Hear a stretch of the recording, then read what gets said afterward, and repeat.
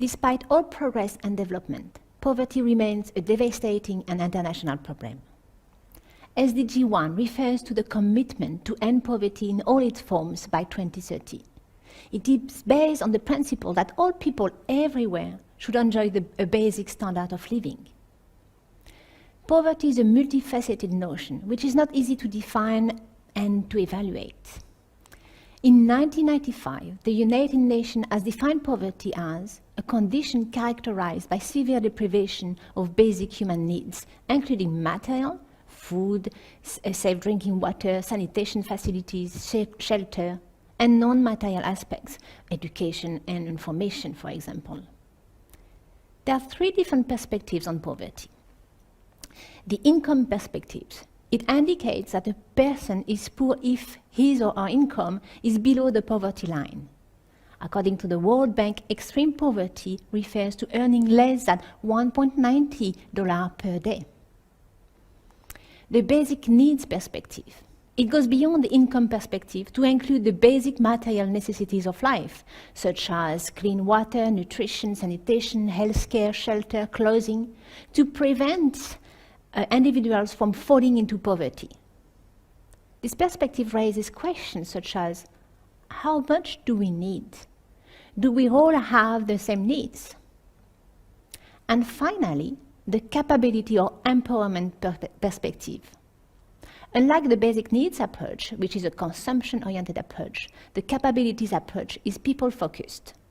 It concentrates on enhancing people's well-being by expanding their capabilities so that they can look after themselves.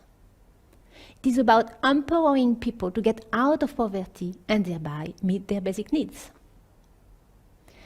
There are many consequences to poverty, such as social exclusion, poor mental and physical health. It includes disease, low self-esteem, higher mortality. Just to give an example, 18,000 children still die each day from poverty-related causes. But also involvement in low-paid work, often terrible working conditions involving child and forced labor and exclusion or exclusion from the job market. So let me give you some figures related to poverty. So in 2013, according to the World Bank, it's 767 million people that were estimated to be living below the international poverty line of $1.90 per person per day. It represents more than 10% of the population, so 1 out of 10 people in the world. Almost half of the world, over 3 billion people, live on less than $2.50 a day. There is a continuous gap between the rich and the poor. The poorest 30% of the world's population account for 5% of global income, while the richest 20% account for 75% of the world income. Almost half of the extreme poor live in sub-Saharan Africa, and almost 3/5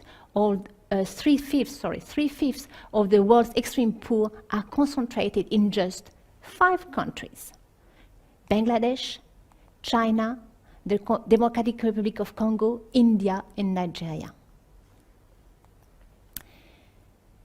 The aim of SDG 1 is to end poverty in all its manifestations. For this purpose, it has defined 5 targets. Eradicate extreme poverty to all people everywhere, for all people everywhere. Reduce at least by half the proportion of people by all ages living in poverty. Implement nationally appropriate social protection systems and measures.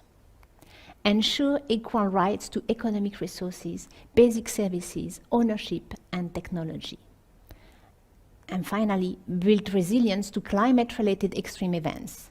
Unfortunately, the poorest are the most vulnerable to and concerned by climate-related extreme events. So what can business do? One of the key roles of business is to ensure that they meet their responsibility to respect human rights. But overall and beyond income, business can influence other dimensions of poverty, such as limited opportunities and capabilities. Here are some non-exhaustive examples of what they can do. They can develop products and services tailored for poor customers, for example, the mobile-based money transfer services for unbanked consumers. They can improve access to basic goods and services for people living in poverty. For example, access to medicines, access to water, access to electricity. They can recruit, train and employ local and community members, including those living in poverty. And they can invest in business-driven poverty eradication activities, such as develop living wage policy.